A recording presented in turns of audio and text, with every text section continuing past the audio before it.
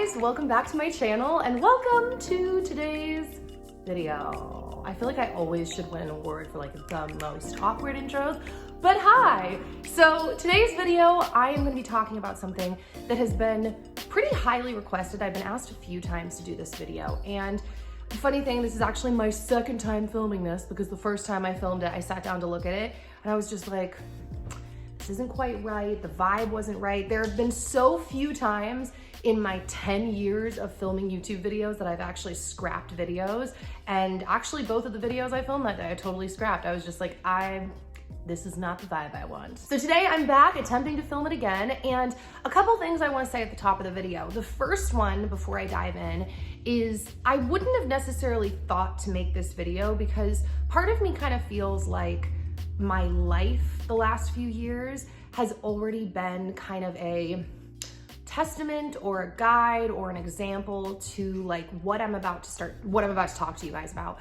And it's really just been like a lot of vlogs of me documenting my journey into more of a natural, more home-centered, I guess I could say nature-focused life. The second thing I want to say is I am not an expert. And I think that that's pretty captain obvious, but it makes me feel weird about making this kind of video because I'm not an expert. You guys have really watched me journey into this type of life together. And even though I grew up really around like holistic medicine, like supplements, oils, food, like just more of a natural approach to health, I still just feel like, I mean, first off, science, if that's the way you want to word it, is evolving. People find out more as things go on. My opinions have changed. I've been reading different types of health books now for the last like 15 years. And so, you know, I'm not an expert, but I've been interested in this stuff for so long. So that being said, I wanted to also shout out a video that reminds me of the video that I'm about to make right now. And it's actually like the same title.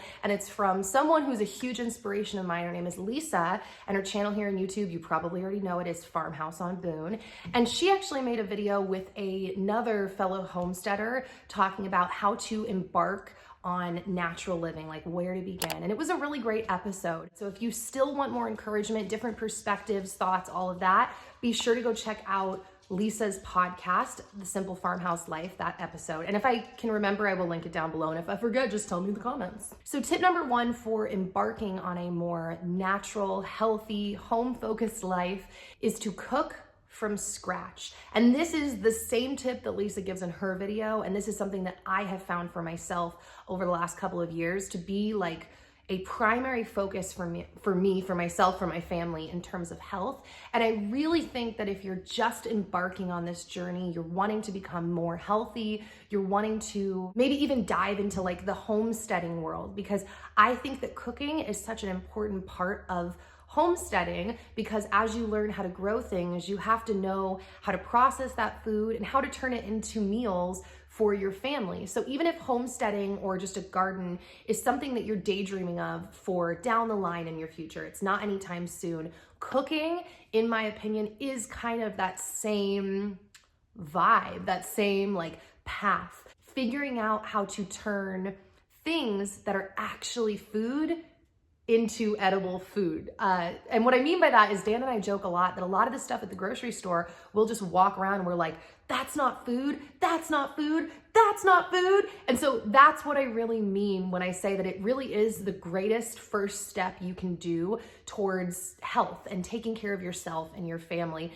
And that's cooking from scratch. And it really is amazing. Like I said, the farther you go down this path, when you start going to grocery stores and you've been cooking from scratch, you really do start to notice how much stuff at the grocery store isn't actually real food, or we'll call it frankenfood. It's not something that is pure and unadulterated and given to us from God for food. It's something that usually has been processed and then packaged and maybe flown across the country. And here's the thing, it's all a spectrum and it's all a journey. So it's very easy when you get into this kind of world, or really, I think anything, I think just when you get into a topic, it's really easy to like purity spiral and then really realize how far off you are from maybe your goal, or where you'd like to be, or where other people are. The comparison game can really be a strong thing. And you guys know, because it is all a spectrum and a journey, part of almost kind of hand in hand, but not really, they're different, with the whole cooking from scratch thing and just pursuing a natural lifestyle.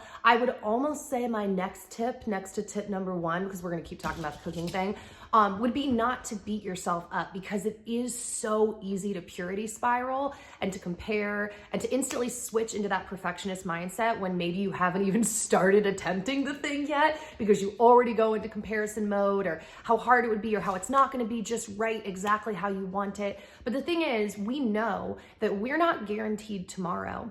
And so beating yourself up over something that is just a journey and takes time to learn and can and should be enjoyable is really pointless, because, you know, you could die this weekend and it's just not energy worth spending. And cooking from scratch can be really fun, and it can be a little disheartening the more you learn about food and the more you realize that the grocery stores really are not packed with real food. Oftentimes they're packed with Frankenfood, and that can be discouraging. But the thing is, even though you may be educating yourself and learning what all these food items and ingredients are, and it can be a little discouraging, I've said this before, like, life is a gamble. You could die this weekend, or you could die when you're 95 or 105, whatever. You really don't know, and you want to have the best quality life possible. And so that really is the motivation for wanting to cook from scratch, and that's to have a better quality of life. But like I said, that being said, we don't want to stress out about it. We don't want to freak out about it. People have different limits on how they're cooking, whether it's budgetary limits or, you know, stores that aren't fully stocked right now, or just the time of year. There's lots of things that can keep us from being where we wish we were. But the key is to not get discouraged, not let it stop you, and to slowly keep moving forward. I've mentioned this before, but if you're looking for a good book, I read it years ago. I haven't yet read it in a while, but it's called The Slight Edge. I've mentioned it. I think I just said that a few times in the past. And it's a expanded upon concept of what I'm about to say to you. Basically, the concept is that when you do a little bit of something over time, it becomes something bigger, like compound interest. It will build up. So that can be true of negative, bad habits, but that can also be true of good habits. I've mentioned before a few times that that's really how I've learned to play piano as an adult. I haven't put in hours and hours, like day by day by day over the last few years. I have just been slowly and consistently continuing to show up to my piano for the last 4 years.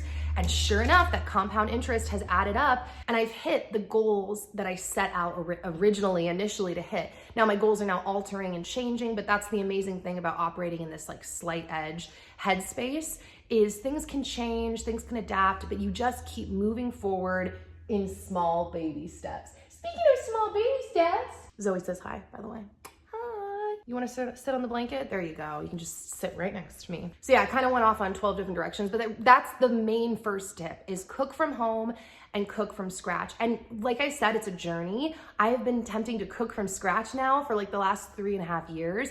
Not only do I not always cook from scratch, you guys have seen, especially recently since moving into the house, there's many a nights where dinner is a frozen pizza or a pre-cooked meal from Costco, and we're still really setting things up, and that's really where it comes back down to not beating yourself up. But in that spectrum of cooking from scratch, if that's the word, I've been doing it for years now, and I'm still consistently, or constantly, it's probably the better word, finding out things that it's oh, I can make that from scratch. Well, that was weird. I can make that from scratch, ? Exclamation point. And so I think when you haven't grown up in a homesteady type community, or maybe a family that put a real emphasis on cooking from scratch, it really is amazing how many things don't occur to you as you're going that you could cook from scratch, like pasta. You can make your own pasta from scratch. And once again, we're back on a spectrum. For some people, making pasta from scratch really just means go and get the ingredients, get your pasta sauce, get your pasta, get your cheese, get your veggies. That is a level of cooking from scratch. And for some people, that is the next level up. And so you really want to just continue to pursue what brings you closer and closer to that goal. Now, like I said, it's all on a spectrum, because what I meant originally when I said the pasta thing was actually making pasta dough. So there's all these levels. And this year, when we grow our garden, I'm hoping, God willing, to grow a ton of tomatoes. And then I'm hoping to learn how to either can them or turn them into pasta sauces. So then there's that level too of like, oh yeah, I'm buying pasta sauce, but I can actually make pasta sauce, you know, or bread. All of us developed a love for sourdough in the last couple of years. And I'm so excited when our kitchen is done to be able to start our sourdough journey again. And also to be able to start making bone broth. So that's like the newest thing in my life that I want to start making from scratch. Because you guys know I've recently fallen in love with bone broth. It really, really helped settle my tummy after like 6 weeks of an upset tummy. So, yeah. And here's the thing about cooking from scratch. You want to really immerse yourself in content that encourages you and excites you to cook from scratch. So obviously we all have access to the internet right now, you know, I'm assuming that's why you're watching me. And watching videos is a great way to really inspire yourself and light that fire under your butt to want to cook. There are so many great channels that show you how to cook from scratch. And cooking from scratch doesn't have to be this crazy intense thing. Like I've said 12 times now, it's on a spectrum, and there are a lot of people online who teach really basic from scratch recipes, including, shouting her out again, Lisa, Farmhouse on Boone. But there's a lot of people, and I'm actually gonna talk about a couple of those channels here in a moment, but keep yourself inspired with YouTube videos, with cookbooks, with your Pinterest board. You wanna keep your head in that space of staying inspired and excited for what else you're going to cook, because meals come around 3 times a day. And it happens every single day. And how can you turn that into something fun and nourishing and beneficial for yourself, for your family? It really is a service. Cooking is really funny because it's an art, in my opinion, but it's a service. And you can really care for your family in such a beautiful way by working towards learning how to cook from scratch. So I mentioned I would reference a couple channels. I feel like there's way more channels than this that I watch and keep my eye on, but here are just a couple that popped on my list if you want to check them out. So I already mentioned Lisa, Farmhouse on Boone. There's Jess from Roots and Refuge, and she's a little less cooking, although she does cook sometimes. I also want to say that like all of these people I'm listing, I'm not necessarily current on their content, so it's kind of a disclaimer. Like I tend to check in with these people every once in a while, and then I'll watch a bunch of videos, and they've been really inspiring and encouraging to me on my journey towards becoming a fake homesteader. But yes, Jess from Roots and Refuge, like she is so inspiring for real. If you're trying to go down the homesteading path, she does such a great job. I just got chills, which is really dramatic, but I did, thinking about how she really encourages people where they're at, and she'll lift you up. She won't make you feel like overwhelmed. She's great. Another person similar to Farmhouse on Boone, kind of, her channel is called Bumblebee Apothecary, and she is talk about a wealth of knowledge. She has so much information on her channel, and she really, she's in that same kind of genre of cooking and food like Lisa from Farmhouse on Boone, that is very like nourishing traditions focused. Her family, I believe a couple of her family members are still on the GAPS diet, which stands for either gut and physiology syndrome, or because they're both, there's 2 books, gut and psychology syndrome. And it's very much in line with the Weston A. Price way of eating, or the book Nourishing Traditions. So once again, very like homesteady, nature focused, garden focused, high quality animal products, which you guys know is something that I've integrated more into my life the last couple of years. Pretty much since I knew and decided we were going towards the path of trying to get pregnant, that's when I really started going the direction of integrating more animal proteins into my life. Now, if we're talking about gardening, because Bumblebee Apothecary, Farmhouse on Boone, Roots and Refuge, they all talk about gardening. Roots and Refuge gardening, I'd say, is her main thing. You guys know, if you watch all my videos, that I've been really interested lately in this idea of pro-metabolic eating. I think it goes really hand in hand. You know, I kind of eat the fish, spit out the bones. No pun intended, if that was a pun, I don't know. It tends to go hand in hand with this whole way of eating, like I mentioned, kind of nourishing traditions, GAPS diet. It's in a similar vein.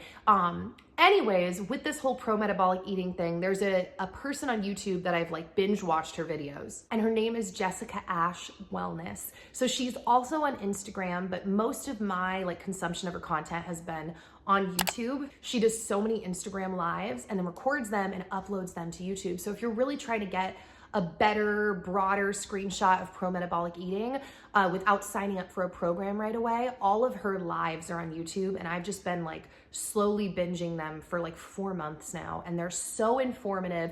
And here's the thing about information, side note, it's always good to be learning, because even if what you're learning is wrong, which is not what I'm saying about this, but I'm just saying, like, to those of you that have questions or thoughts or doubts or whatever, learning information is great because it arms you with more vocabulary and concepts to look up on your own. So even if something is wrong, I still find it fascinating to learn people's theories, which is pretty much what nutrition and diet is. It's a lot of theory and observation, obviously, of the past. I mean, you guys know I was vegetarian for years. I was vegan for a short period of time. And I had read a few of the vegetarian books, particularly, and this is more of a vegan book, but the China Study. And now looking back, you know, I read that maybe 14 years ago.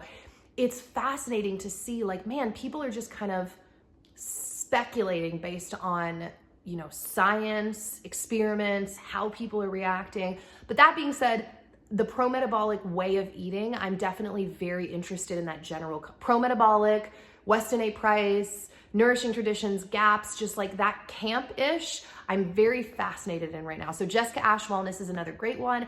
And then she doesn't really have many YouTube videos. She's the opposite. She's mostly on Instagram, but her name is Noelle Covery. And she's been really great too. I watched all their YouTube videos. But like I said, they don't have as many. Her and her husband, they work together. But she's got a lot of really, really great highlights on Instagram. So yeah, I hope that you guys are able to check out some of those people and that you're inspired by them. And that being said, I want to move on to the next tip. And the next tip for embarking on a more nature, natural focused life is to either buy a houseplant or start a garden. That was weird. I did a lot of weird hand motions. And this is really for people that are like just starting. But like I said, I've gotten messages from a lot of you guys that are interested in just starting.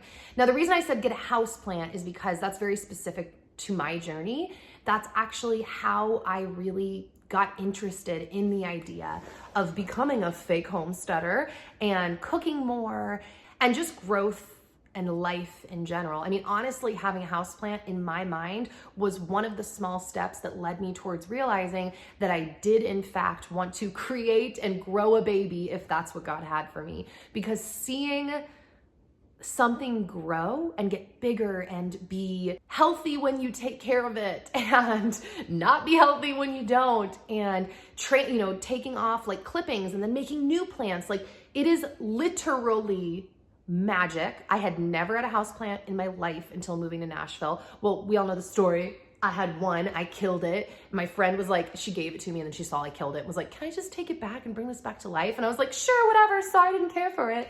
And then when we moved to Nashville, we had decided that we wanted to slow down more. And I had seen my friend Bonnie Kate, which if you've watched all my Tea Talks, you've seen my interview with Bonnie Kate. We did an interview and, well, that's besides the point, kind of. They used to live, her and her husband, in a like mini, not an RV, but like one of those silver bullet type things. And inside they had tons of houseplants. And I didn't really know what it was, but when I walked into their RV, we're gonna call it an RV, it's not an RV, but we'll call it that. I walked in and I was like, oh, I want plants everywhere, just like this. And I literally, that was my jumping off point. Like after that, we came home and I was like, Dan, I want it to be like their RV. I want it to be a jungle everywhere.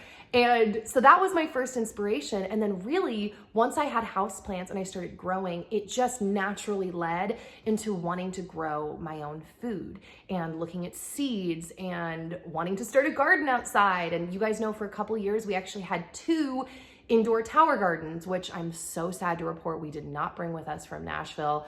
Like I've told you guys, it's a whole thing. There were a lot of things that were left behind for a lot of different reasons that we're not gonna talk about right now, but I loved my tower garden and I loved gardening outside, and it was really all just like one little step at a time. So we go back to that slight edge concept.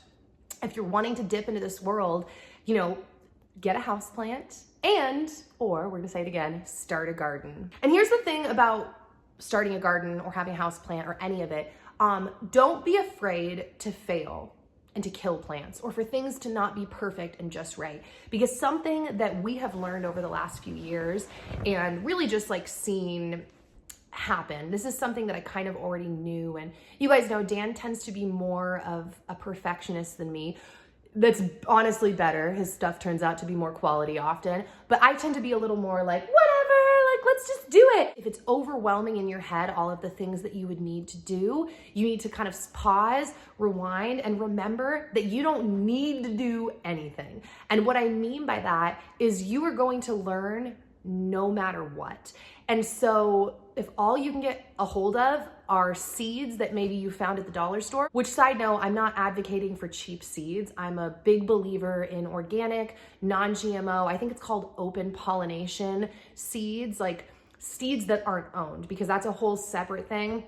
And this has been a drama for like, I want to say 20 plus years now, of like people trying to actually patent and own seeds, which is like really bizarre to me and wrong seeming to me. Anyways, you could find seeds though at the dollar store, and you could just dig up a little dirt in your, the side of your house, or have a shoebox that you fill with dirt, or literally anything, and you plant them and you see what happens. You scatter them, put the dirt over top, see what happens. There's this saying, I think it's within the garden community. I think that's the first place I heard it. And it actually might have been Jess from Roots and Refuge. And the saying is, life wants to live. It might not have been her. Someone said that though. And the basic idea is like, you don't have to stress too much, because in general, the seeds, the things that are growing, are going to do everything they can to live. And it's really shocking how much can live and thrive when you don't even know what you're doing. But that's the thing, you learn what you're doing by just doing it. So don't put a lot of pressure in yourself. Allow yourself to move forward in the easiest way possible. That's actually kind of a technique that I apply to a lot of things. When I want to embark on something and it seems too difficult, I give myself the permission to do the absolute easiest steps possible.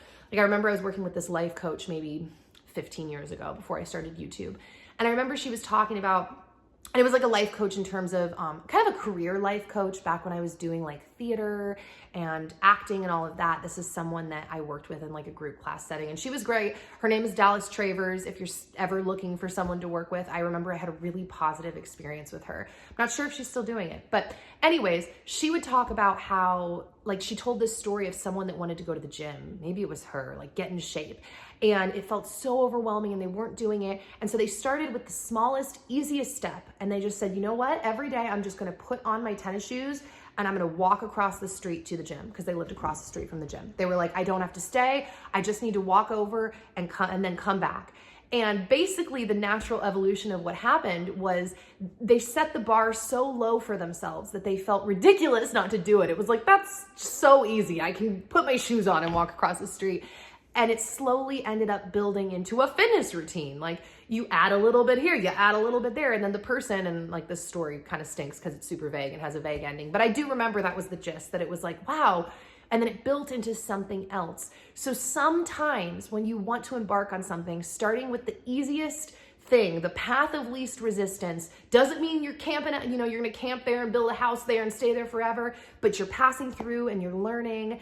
And yeah, I just wanted to throw that out there as well. So the last couple tips are things that seem really basic, but I think are really important. The first one is grounding. Now, we've talked about this on my channel a few times, especially in my vlogs like last summer-ish, maybe the summer before when I first had Logan, because grounding is something that seems so woo-woo-wee-wah and like not that important, but it actually is. If you haven't seen the documentary, I believe it's free on YouTube, and I think it's called Earthlings. If that's not what it's called, just search grounding documentary and you'll see it's like the only long grounding documentary that there is. And I actually didn't finish the whole thing because after about like the 40-minute mark, it just turned into testimonials. And I was like, I'm already sold. Like, you sold me with the science. And so that's what the first chunk is it's an engineer, scientist type person really talking through how he figured this out. And once you get that explained to you, you realize, oh, putting your feet in dirt is not like as basic and unimportant as it sounds. It's really important. It reconnects us back to the electrical wave of the planet and really just I think realigns us with nature. And this is all my opinion, right? I truly think that a lot of the lies that the general culture has bought and believed, particularly in the last couple of years, but just I really am not just referring to the last couple of years, I'm referring to like society and culture. I think a lot of the things that we're more willing to believe and like accept as true has happened that way because most of us are so disconnected from life and death, for that matter. That's the thing. When you're growing things, whether it's plants or animals, you are so much more connected to life and death. And I'm not talking as someone who like is so connected to life and death, because even though I am going in the direction and have been now for the last few years of, like I said, more nature focused, more home focused, I am a fake homesteader. I will hold that saying for a while. I'm a fake homesteader. But it's like my vision is expanding, and I already had this thought, and it's like as I see more, that thought becomes more cemented, like, wow, we are all able to be tricked so much more easily because we don't even have the perspective that humans for so long have always had and have had to have because of survival and really just the way that the world has changed in the last 100 years in terms of like industrialization and all of that, you know. Prior to that, where was the food coming from? We all know it was a much smaller system. And besides the food, like I said, just that connection to life and death, I truly think changes the brain, the spirit, also just things that we know are true. I think that nature and things that some people might consider survival are the things that kind of almost give us a reality check. That's the phrase. Like, that's reality. Outside of the bubble of cities, that is what's still happening. Life and death and nature. So that was a tangent about grounding, but grounding is important and awesome and really helps to just connect you back to the earth. I even did it in the snow the other day. I just decided I really needed to reconnect to the earth, and so I sucked it up and I dealt with the cold, and I went barefoot into the grass that was covered with snow in the backyard. On that same note is sunshine, guys. Sunshine is so important. Do you love the sunshine? That's a big sunshine. Yeah, It's beautiful. so beautiful. Lately through the winter, my parents actually purchased like a very high quality red light machine. And so I've been lucky enough to be able to go over and use their red light machine throughout the winter. Now, obviously that's completely different than sunlight, but I guess since we're talking about light in general, that's what made me think about that. And red light can be really beneficial to get you through the winter. But that being said, well, red light can be beneficial for the whole year round, is beneficial for the whole year round. But on a separate note, sunshine. We really need to aim to get out into the sunshine, to soak up the sun whenever the sun pops out. It's another one of those things similar to like drinking water and getting good sleep that just seems so basic, but really is not. Like, most people aren't walking those things out. And that's kind of even going back to the beginning of like diet being so important, nutrition being so important. I think it's very easy for us to just not be honest with ourselves about how we're actually eating. And it's easy to just tell ourselves, like, I've tried everything. I have to try this new thing. I have to try that new thing. And don't get me wrong, I'm all about trying all the new things. But at the end of the day, that was Logan and Dan getting home from Lowe's. Anyways, but at the end of the day, what I was gonna say is, in my opinion, the conclusion I've come to is that the food that we eat are the building blocks for health and for our quality of life. And I just think that it's very easy sometimes to get distracted by all of these other new things and then not pay attention to the basic things or let them go. I mean, I really think those are like, if there's a triangle, it's like nutrition is like at the very bottom, holding the rest of it up. And all of these other basic things too, like I said, getting good sleep, staying hydrated. Although lately my idea of staying hydrated has changed a little bit from the perspective of getting in enough water to trying to vary up my hydration, if that makes sense. So whether it's bone broth or one of my like raw milk vanilla cloud drinks that I was inspired to make from Noelle Covry, or whether it's coconut water or orange juice, just trying to get hydration in from other sources than just water that may also contain helpful vitamins and minerals in them as well. So the very last tip that I have in this tip of pursuing natural living is to focus on spirituality and truth. And what I mean, you guys know, when I say spirituality, I am a believer, I'm a Christian. And because I believe that God created everything, this like nature and sunshine and animals and food, it all kind of like intertwines with my faith because I believe it was all created. And similar, it's kind of similar to like my home birthing journey. You know, part of me deciding on going down the path of natural birthing and home birthing came from this idea of pursuing what I believe to be truth and pursuing a path that is, like I said, nature focused. I'm really hoping to learn how I believe God intended things to be, how he intended food to be, just all things. I think that being open to truth and being flexible and pursuing truth is a really important part of leading a more natural-minded lifestyle. And if you are a believer, I want to encourage you to take your dreams and your desires to the Lord because he knows them anyways, but there's something about telling him what you're grateful for and the life that you'd like to build that really creates that closeness between you and God. It helps to clarify what you really want and why. It helps to center you. And I believe it helps to guide you. You know, when you're praying, ask the Lord for wisdom and for the right people to show up in your face in your life to help walk hand in hand with you as you go down this path.